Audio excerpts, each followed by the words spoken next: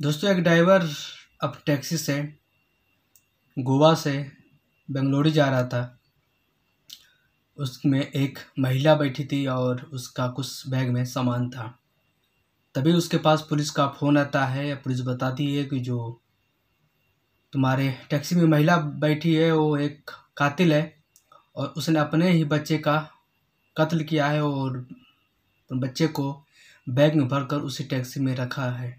अगर तुम अपनी खैरियत चाहते हो तो किसी तरह पास के पुलिस स्टेशन में पहुंचो, चाहे कोई भी पुलिस स्टेशन हो। ड्राइवर इतना सुनना था कि चुपचाप धीरे से टैक्सी घुमाते घुमाते एक पुलिस स्टेशन पर पहुंचता है और हल्ला मचाता है। पुलिस बाहर भाग के आती है, पूछती है कि क्या हुआ। पुलिस बताता है कि इस महिला के बैग में कुछ है। पुलिस तुरंत उसको शांत कराकर महिला से वो परमिशन लेके बैग खोलता है और जब बैग खोलने की कोशिश करी तो महिला बोलती है नहीं, इसमें कुछ नहीं, मेरे कुछ अंदरूनी कपड़े हैं। लेकिन पुलिस नहीं मानती और जब खोलती है तो उसमें एक 3-4 साल के उम्र का एक बच्चे का शव था। यह देखकर जो टैक्सी का ड्राइवर था वहीं बेहोश हो गया कि हमें इतनी देर तक एक शव को टैक्सी में रख के घूम रहा था। तो आज की उसी महिला की कहानी मैं आपको सुनाने जा रहा हूँ। Welcome back. मैं हूँ इश्तियाक अहमद और आप देख रहे हैं the Hindi gadget news and analysis. आज की वारदात में उसी महिला की जो बेंगलुरु और गोवा के बीच में रहती है और पुलिस उसे पकड़ लेती है। चलिए शुरुआत करते हैं दोस्तों। उत्तरी गोवा का एक थाना पड़ता है कैंडुलम।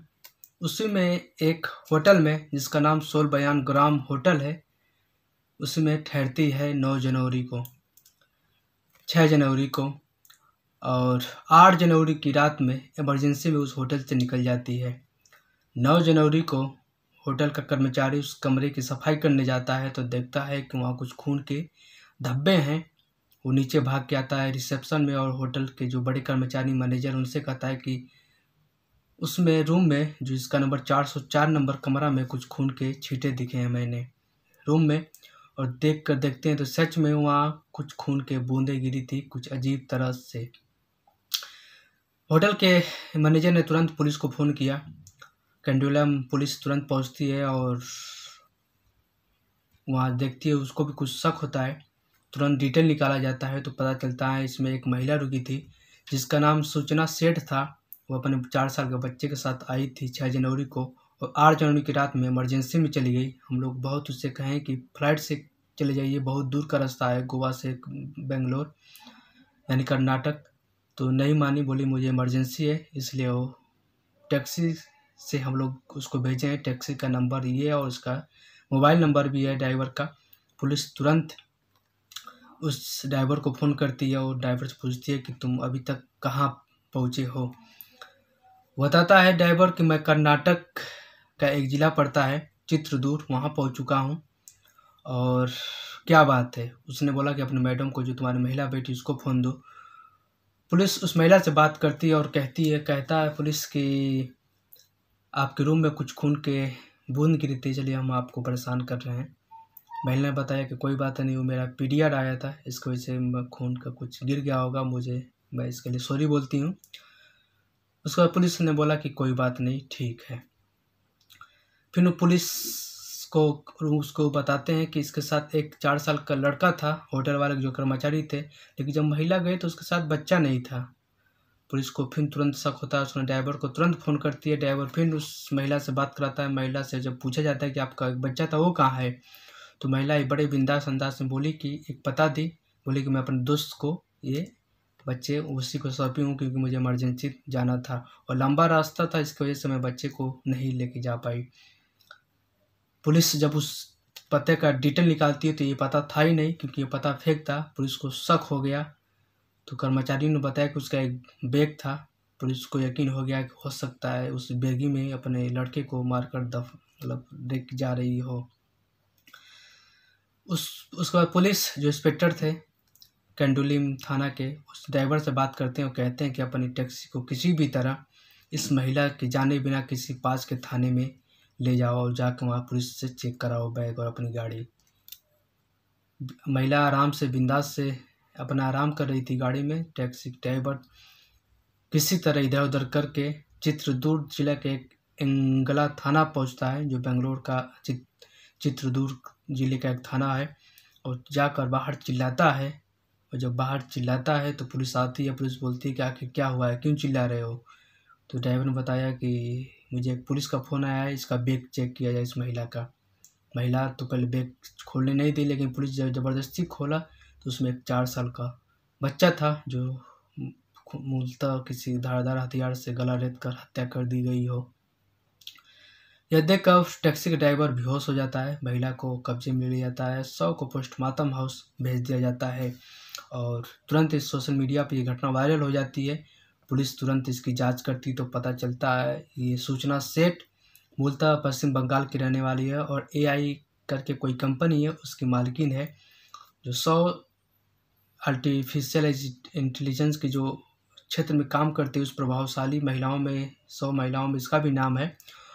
और एक केरल के वेंकट रमन जिससे मोहब्बत होती है।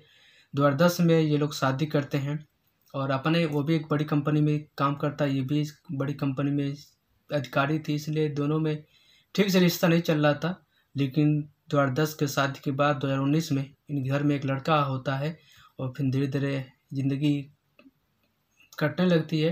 लेकिन फिर काम के मशगूल में ये लोग अपने लड़के की तरफ ध्यान नहीं दे देते हैं, दोनों अपने अपने काम पर ध्यान देते हैं। इसकी वजह से दोनों में मनमुटाव हो जाता है, और दोनों अलग रहने का फैसला करते हैं। दोनों केरला कोर्ट में अपील करते हैं, सेशन कोर्ट में। उसके बाद दोनों को तलाक की मंजूरी मिल जाती है, लेकिन कोर्ट आदेश देता है कि हफ्ते में एक दिन बाप यानी वेंकट रमन अपने बच्चे से मिल सकता है। तो हर दिन संडे को और बाप अपने लड़के से मिलता है।